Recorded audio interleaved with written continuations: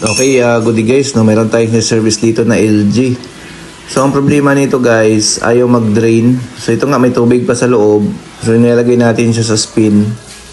Ayan, naka-spin mode yan guys. Meron lang tayong narinig na click sa ilalim, pero hindi siya nagdi-drain. No, meron lang tumutunog na clicking sa ilalim, pero hindi siya nagdi-drain. Ayan. Tingnan natin kung anong problema nito kasi meron pa siyang tubig. Pero meron tayong clicking sound sa ilalim, no? So, ang gagawin namin dito guys, once na i-manual drain natin to, tapos nag-drain siya guys, ibig sabihin drain motor ang problema. Pero kapag minamanual drain nyo siya na walang lumalabas na tubig, ibig sabihin barado, no? So, yan, nilagay natin sa was, okay siya sa was, pero yun lang, yung pag-drain ayaw niya. So, yun nga, ang first step na gagawin natin, hatakin natin yung drain valve sa baba, i-manual drain natin. Once na nag-drain siya during manual, ibig sabihin, drain motor ang problema. Pero pag hindi siya nagdi-drain, ibig sabihin, barado. So, yan guys, oh. So, wala talaga, no? Nilagay natin siya sa spin mode. Ayaw talagang mag-drain. Yan. So, manual drain muna namin to guys. Tapos, papalitan natin siya ng drain motor. No? So, yan.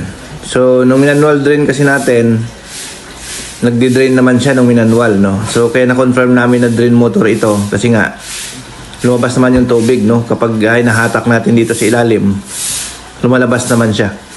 No? So, ibig sabihin guys, ang problema is drain motor, hindi humahatak. So, madali siyang ma-identify guys, no? Kung barado or drain motor, no? Kasi nga, pag hindi siya nag-drain, i-manual nyo lang guys yung pag-drain, pag lumabas yung tubig, ibig sabihin, drain motor sira. Pero pag hindi lumabas yung tubig, kapag minamanual, ibig sabihin barado. No? So, yun. So, ang gagawin namin, palitan namin siya ng drain motor. So, nandito tayo ngayon guys sa Kabuyaw, nag-service. No? Sa mga gusto magpa-service sa amin, message lang kayo sa aming Facebook page sa North Repair Shop. No? Kami po ay nag-service ng Cavite, Laguna, Batangas. So, aircon and automatic washing machine po ang mga ginagawa namin. So, yan. So, binabaklas lang natin guys yung pinaka-drain motor dito sa ilalim para mapalitan natin. So, yung drain motor niyan, available din sa amin kung kailangan nyo ng parts niyan. So, yun. So, baklasin lang muna natin to guys, tapos palitan natin.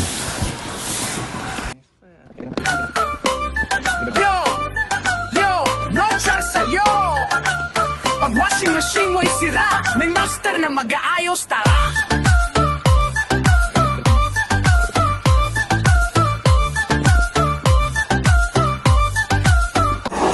So yan na guys, no, after natin siya mapalitan, tinisting na natin siya sa was, no. So ayan, okay na sa was. Then lagay na naman natin siya guys sa spin para ma-check natin kung nagdi-drain na. Ayan.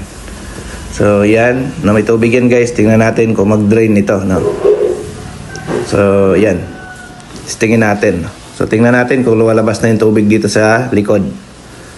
Para ma-check natin kung nagdi-drain na nga ito. So tingnan natin sa labas guys, no. So ito yung hose dito sa ilalim. Ayan. So, ayan guys, mapansin nyo, nagdi-drain na siya.